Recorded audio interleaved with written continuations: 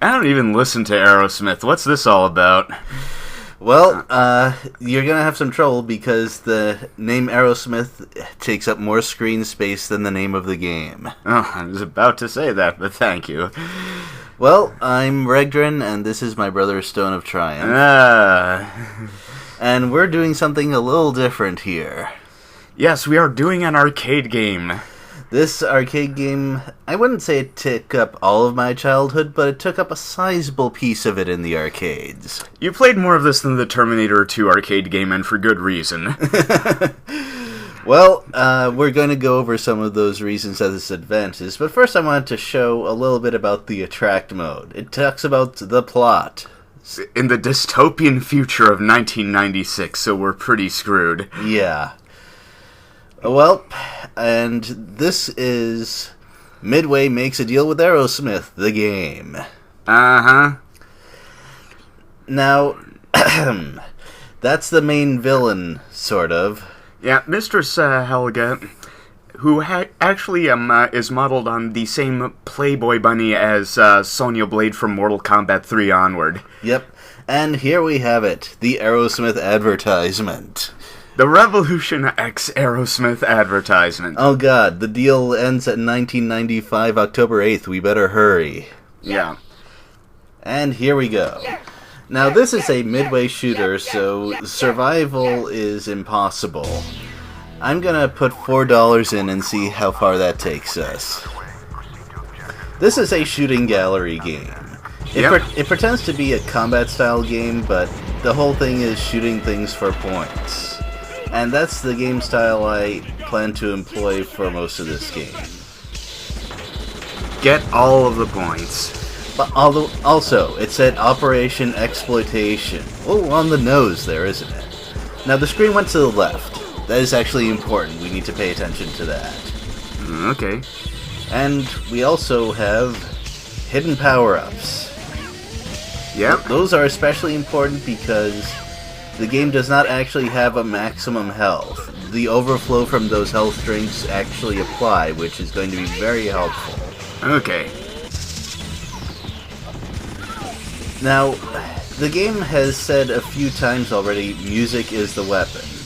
By that, the game means the CD gun is your primary attack mode. Yeah, forget about bullets. What do you think this is? Alien 3 the gun?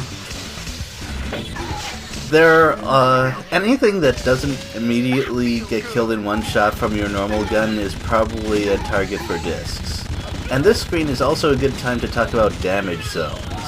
You notice how I always go for the sniper in the upper right first? That's because, well, when you play these games in multiplayer, you're probably used to covering your side of the screen, because that's where your incoming damage is. This is always the case in Revolution X, regardless of how many players there are. Basically, any enemy that's attacking you from out of your third of the screen can't actually hurt you. And those guys I just shot, there's actually a little bit of a trick to that. But first, I went to the left here because you need to follow your motion at the start of the game in order to unlock the first big secret. Specifically, if you shoot the sign to the restroom and you went the right way, you get your first set of wings. Right, you need to recover the 5 different members of Aerosmith that were alive at this time. Yes. And going back a little bit, those 3 guys at the sort of teller windows, if you shoot through the opening in the window, they'll fall through it and give a big chunk of points. If you shoot the window itself, it gives a lot less points. And the hostages, who are also all based on Carrie Hoskins. Yes, after this game, she advanced to other video games that treated her with more respect, like Mortal Kombat. And also she's used as the model for Maya in the current incarnation of Killer Instinct. I'm glad she found steady work. Now, in order to get in here, you have to shoot the fish first. I don't know. Whatever. It's not supposed to make sense, it's a Midway game. There. Oh, and those hostages were by far the most difficult to free in the game. Uh-huh. You have to shoot both blocks, they're durable, you need to kill them with CDs, and their hitboxes are tiny. Absolutely. And remember what I said about damage zones? Uh-huh. Well, some enemies ignore damage zones, such as every soldier in this scene. This is the game's first real attempt at a kill screen, where it tries to make you take so much damage that you have to restart. Uh-huh. I'm sure that when you went to the arcade, you saw a lot of people have to continue here. Yep. Now, I'm ignoring the play thing because, as I said, shooting gallery. Watching this, then they've taken over. It's up to you now. Find our car and stop the new order. So, yeah, about the hostages and all this, this is basically the, I think I talked over Steven Tyler. Oh well.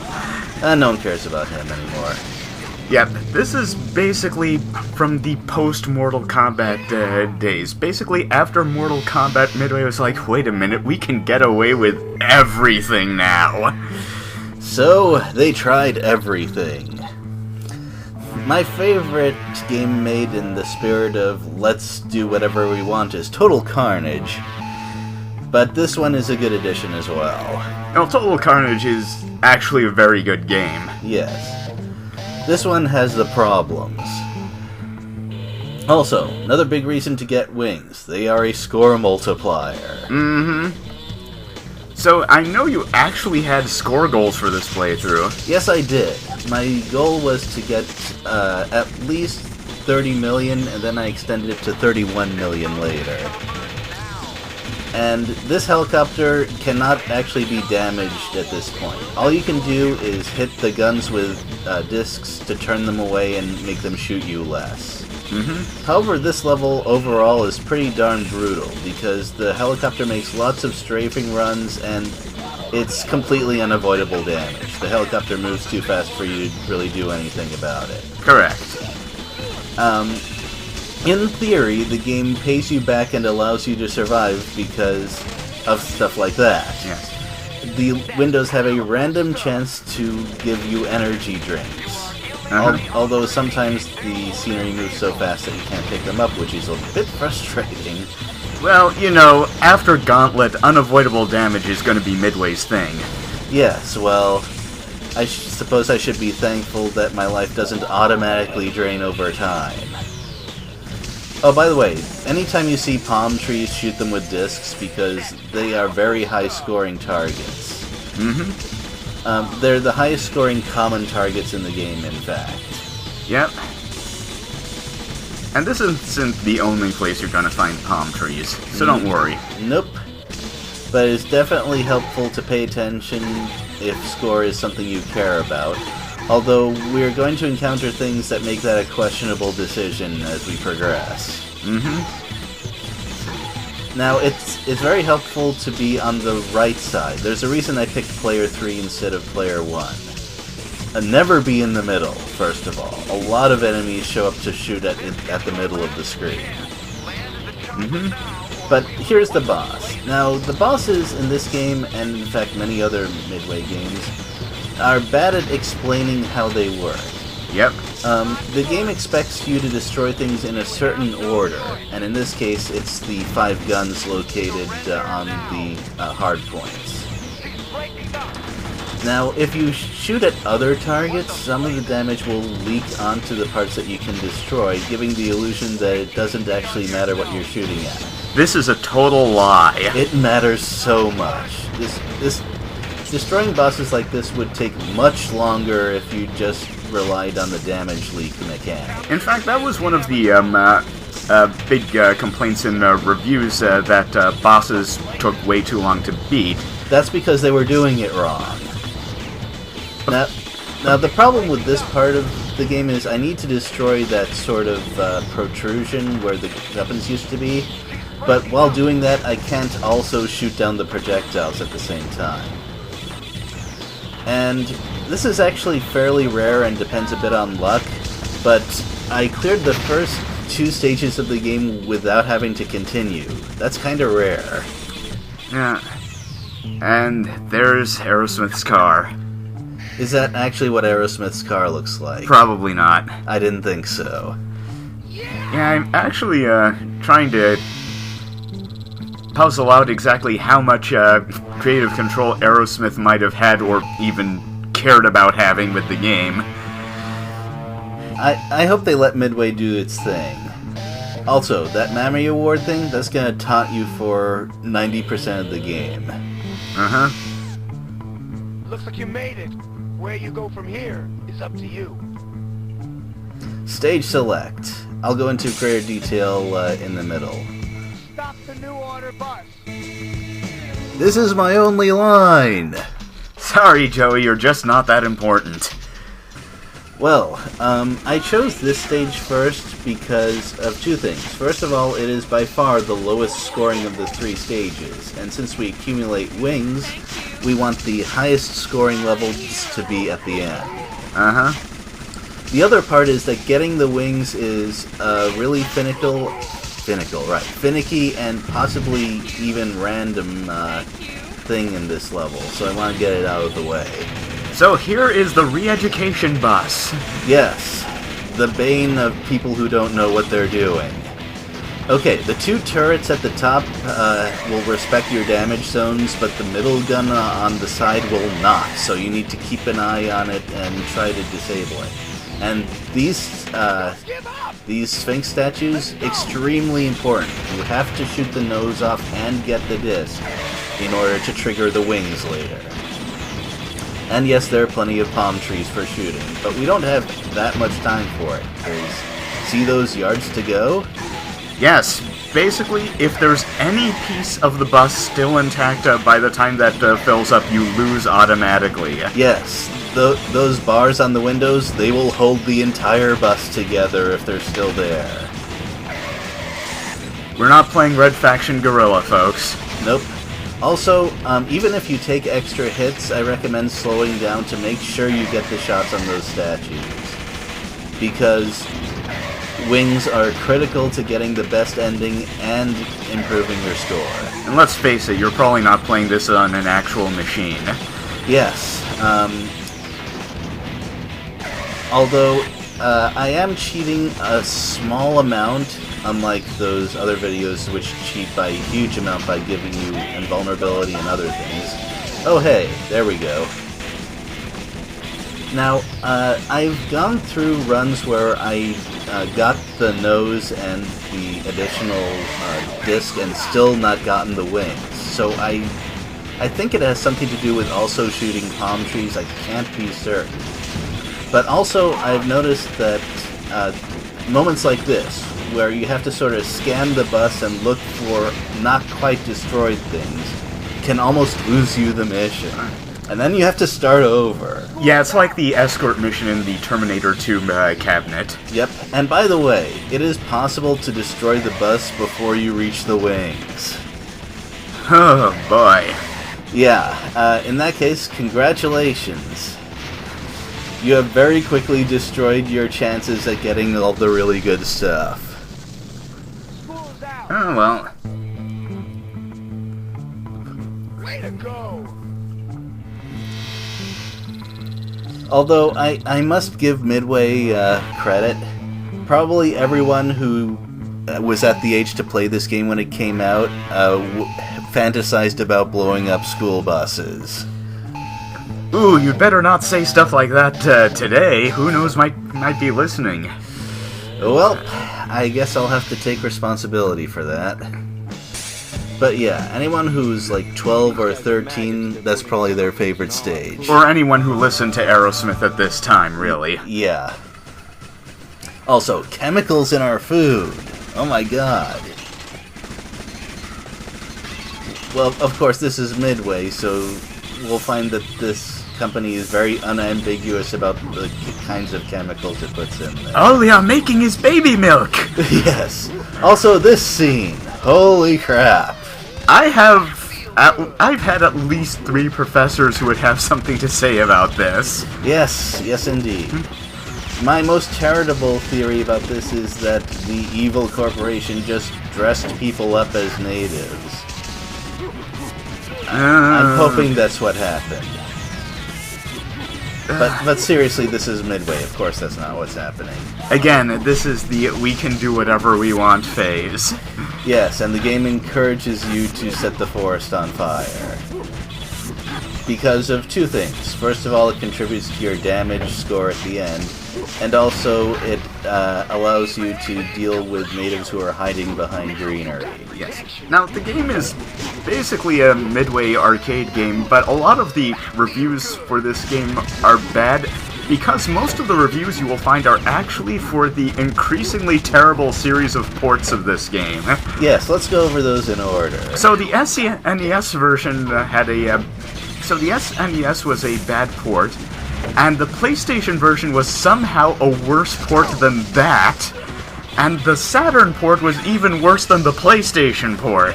I'm still bewildered at how they managed to do that. Oh, this is one of the drawbacks on being on the right side. You really have to shoot the...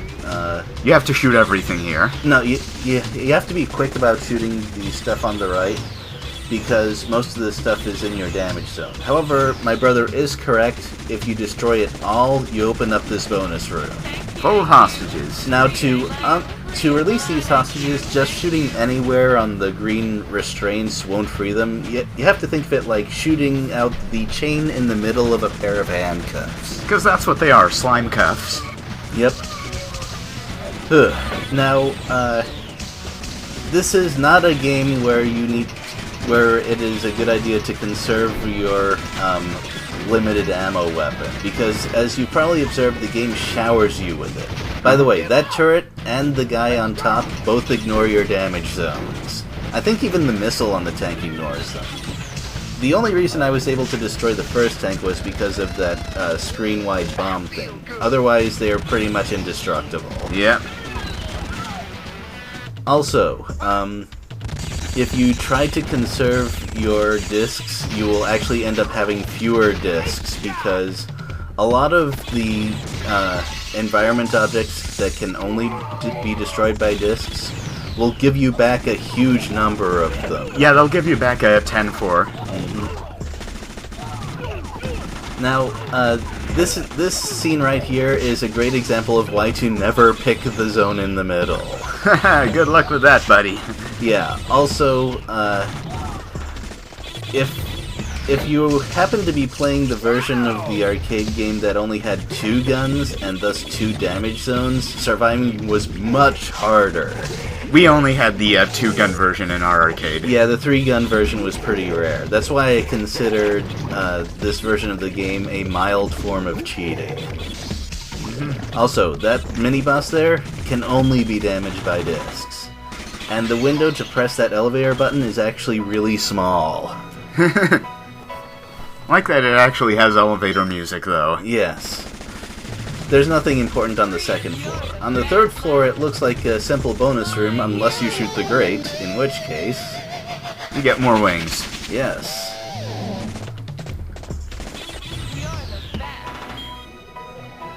So, and of course, in addition to getting more discs, you also get more points with the damage tally at the end. And that tally is very important because the multiplier applies to it. Yep. Any kind of score that you get during the stage is not multiplied. I think it's still worthwhile at times because you can get some pretty big bonuses from destroying certain background objects. So this is just a hallway full of yellow jackets. Yes. This sort of thing is supposed to be a kill screen for either the 2-player version of the game or for people who are stupid enough to choose the middle slot. Uh-huh.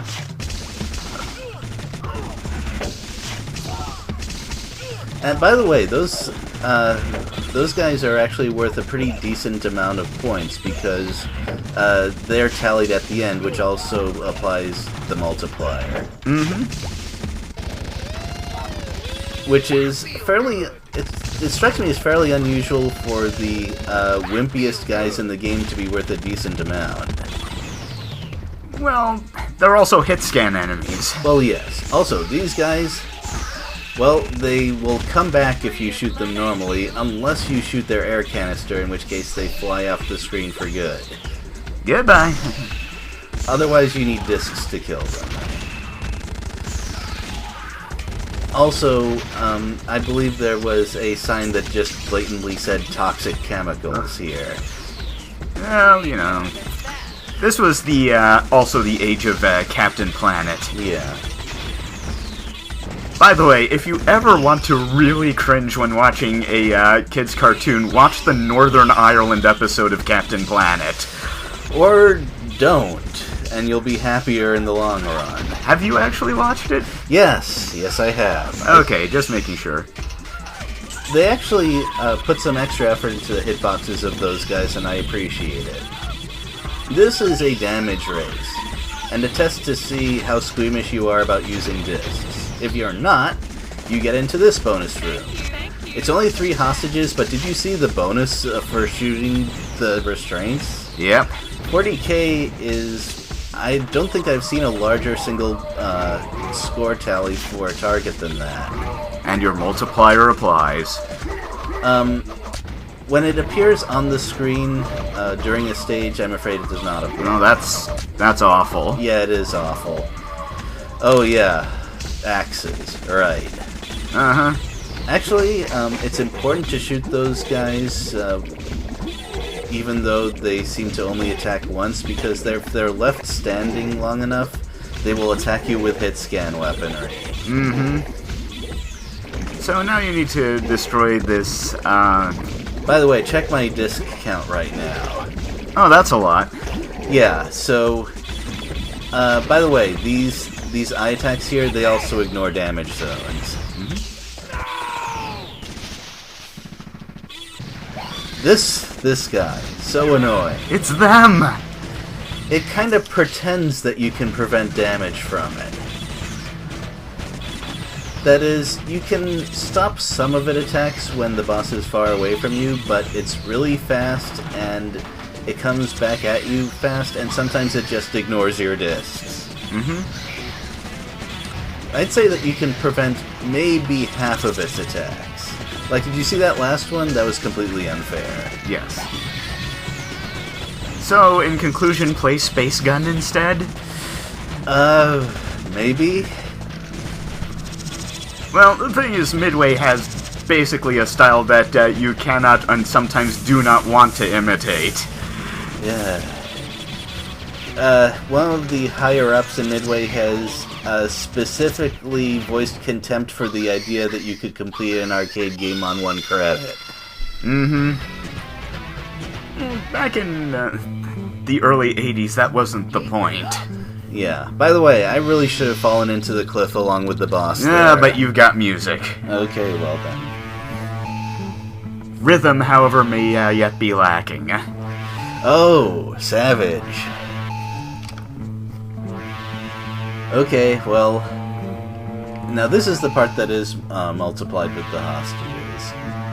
So, and since there are a lot of hostages, the total bonus ends up pretty darn good. However, I still find that the last stage of the 3 that I choose gives overall better points. Pacific Ring. It's a front for the new order. Chemattack? Wow. I kind of have to give Midway respect for just how little it cares about, oh, what's the word I'm looking for? Subtlety is almost too much credit. By the way, shooting those walls to the right actually is pretty helpful because it prevents the Yellow Jackets from coming out, and the right side is my damage zone. Well, nothing beats total carnage for lack of subtlety, eh? Okay, yes. I will agree with you there. Now this is kind of a maze, and it can be exploited for points if you're interested. Since the enemies come in pretty much one at a time, it's easy to kill a lot of them without taking damage. And this is another great example of how just because you can destroy something with your normal gun does not mean you should, because you will open a lot more boxes if you shoot with the discs. which make you wonder why I'm not doing it right now. The reason is I don't want to open those doors. The way to the next wing... Whoa! I almost missed it there. That was a really short window. And if you miss it and go back to the right, it's gone for good. Now, this is a blatantly unfair part of the game. It is specifically designed to kill you, no questions asked. Because you cannot prevent them from firing, nor can you destroy them fast enough. And they ignore your damage zone. Of course they do. But hey, the reward, another set of wings. And that's all of them, isn't it? Yes, that is the last set right there. One thing I forgot to do for this was to research to see how many of the Aerosmith members in this game are still actually alive. Yeah. By the way, those dumpsters, those Yellow Jacket guys will keep popping out of the dumpster until you destroy it with a disc. Okay. Yeah. And this part is not immediately recognizable as a high-profit shooting gallery because most of the pillars will not flash when damaged with discs. And, well, there are a lot of pillar sections here that can be destroyed for points. Well, we can ignore that phone. Yes, thank you. And you can get a whole ton of discs back from shooting those sections as well. They drop pairs of gold discs, so I wouldn't say that this place is a net gain of ammo just because of the amount of stuff you can spend. Also, be careful about those Yellow Jackets to the right. And this is yet another kill screen. Killing enemies will not make this advance faster. The main thing to worry about are the guys in the window who are, of course, tiny targets. And are shooting you right now. Yes. And, if those guys ignored damage zones, I would have died unavoidably there. Now, those KTI crests are really important because they drop major power-ups. The super gun is probably the better of the two attack power-up things, because a lot of things that are destroyed by discs are just one shot. So the laser disc power-up is less noticeable. The nice thing, though, is that it does give you 25 discs. Also, laser discs. Laser discs, yes. Yeah, anyone remember those? I do. Yes, that is because our family is an early adopter family. Of everything. Yes, but that's a story for another time. And this section coming up here is one of the major reasons I choose the right side over the left side. Oh hey, and those statue things that you can shoot the top off of, those are extremely important because, as demonstrated, they drop energy. If you shoot the lower half of it, you don't get the good drops from them. Now, the reason that I choose the right side over the left side is there's a really long section where you move towards the left, and there are a lot of enemies that fire at you the moment they come out and scream, like this. So it's easy to take a huge amount of unavoidable damage if you're on the left side. Also, those windows up on the top catwalk are sort of high score targets, but I still don't shoot them. Because they are traps.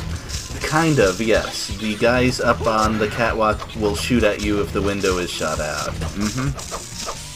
And also, there's so many targets to shoot here, and I'm not just shooting the lower computer panels for score. If you shoot them, the Yellow Jackets will stop appearing from them. So you got the laser disc. Yes, the laser disc. I can see why something like that would do more damage than the normal CD. Laser discs are huge. And this is the only place in this level with hostages. You free them by shooting the sort of computer panel behind them. There are overall fewer hostages than the previous level, but you can do so much damage. There are so many damage targets that I think it makes up for that in the long run. I kind of forget what the boss of this stage is.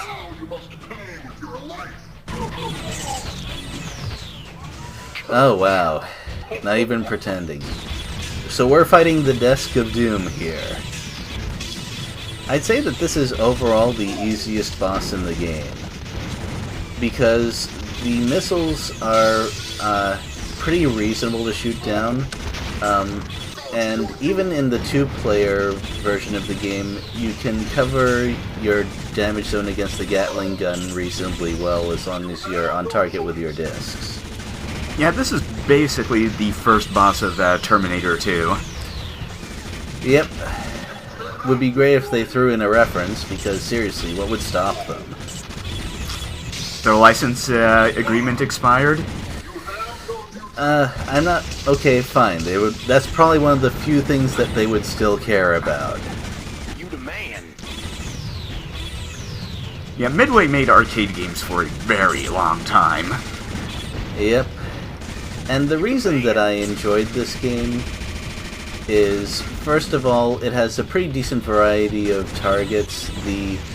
Everything in this game is over the top. And that's one of the things that Midway really excelled at, and I have to give them respect for that. Yeah, they made an over-the-top version of Defender. Yeah, I remember sinking quite a bit of money into that game as well. And also, one of the reasons I enjoy playing it now is that it is more fair than Terminator 2. Well, that's not a very high bar. It's an extraordinarily low bar. The escort missions were horrifying, and they were not fun. And there were 3 of them. Yes. I feel like the bus mission was kind of an apology, because we're giving you an anti-escort mission there. Mm-hmm. Also, that boss does try to fool you in that many of its sections flash when shot, but they don't actually give you any progress towards beating the boss. Yeah, you need to destroy all the weapons and stuff. Mm-hmm. Okay, and that's all of the selectable stages. Yep, and I still have a decent amount of cash left. Yep. So, now it's on to the Wily stages. No, there's only one more stage. Yep, there's only one more stage.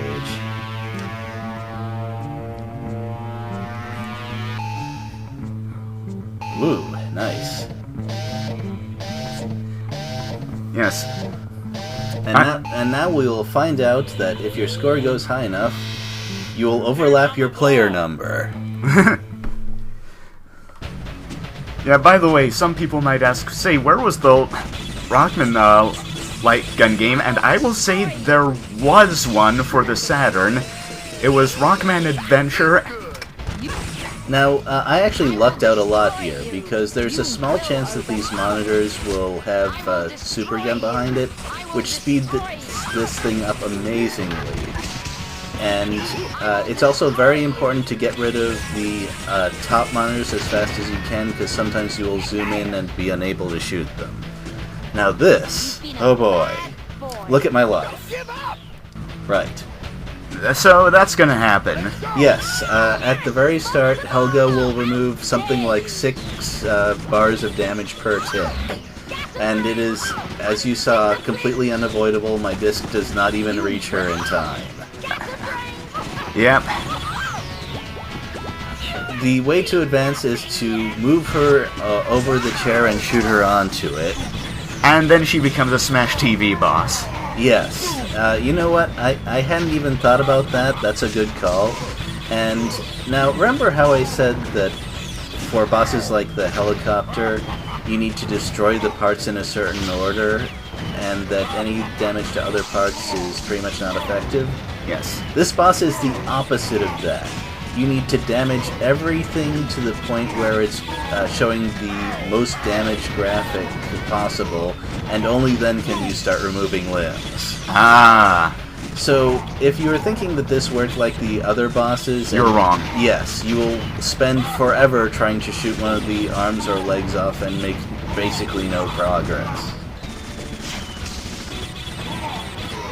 Now, of course, the game never tells you any of this. Of course not. But one of the main reasons that the ports of this game were worse is that they lose a lot of the over-the-top stuff that makes the game fun. Well, they also had massive slowdown issues. That too, that I will agree that is a pretty serious problem. But as far as the ways that this boss uses to damage you, they're actually pretty fair. His guns and grenades respect the damage zones. And I only was forced to restart there because I'm bad at shooting grenades, apparently. Also, you may have noticed that the enemies in this game never throw the pins out of the grenades. Yeah, they just sort of smack you with the grenades. Yes. And now that, as I said, all of the... Oh my god. When you blew up, it's like it said, I've had worse. Yep. But yeah, if you take a close look at the grenades, yeah, the pins are still in there. I'm not entirely sure why. I'm gonna guess that the people at Midway did not know how grenades work. Or it might have been on purpose, it's really hard to tell. Because this, I mean... Midway. Yes, Midway. Using the sorts of things that are in this game. In other Midway games. Yes, that too. Yep.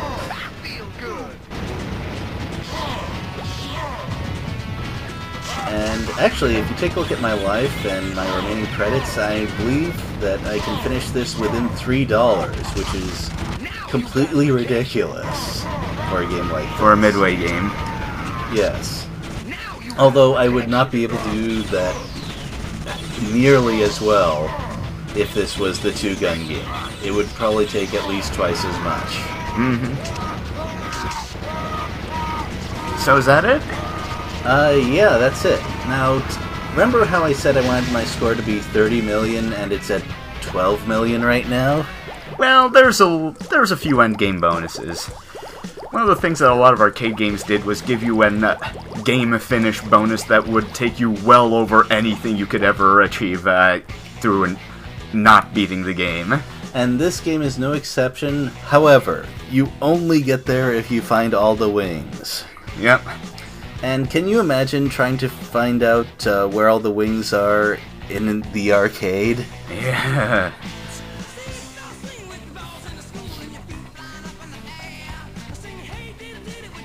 So we get Aerosmith. Uh-huh. Yeah. I wonder what this would sound like if they were actually just doing the motions displayed on the screen. So... And this is the bonus stage. Remember those Mammy Awards I mentioned before? Here they are. Here they are. And, well, this section right here is by far the most important part for scoring. Missing those two trophies back there was a huge deal. See. Oh. And, actually the first time through I didn't even know that just shooting those ceiling things released trophies. Ouch. Yeah, the worst game for determining who has beaten the game and who hasn't based on the high score list is Bad Dudes. Ooh. By the way, that's what? 3 frames of animation per second there? Yes. Yeah, because in Bad Dudes, it is trivial to counter-stop the game. Right. Like, I've done it. Wow. And I was just trying to beat the game. Why would you do that? It's Bad Dudes. Well, there are some demons you need to exercise sometimes. Okay, let's see how much the Mammy trophies give you. This was actually a bad score run. I usually get at least 3 million from that. However, I kept this run because beating the game on $3 is pretty good. Mm-hmm. And yeah, that's that more than doubled my score right there. So you got 3 million points and the game is over. Yes. We never have to play it again. I actually enjoyed this game, which is why I did a video on it. And I hope you enjoyed watching this. And Stone of Triumph, I hope you enjoyed doing the commentary. I did. Maybe I should do Alien 3 The Gun. Okay, well, I think that's it, and we will see you next time. Bye.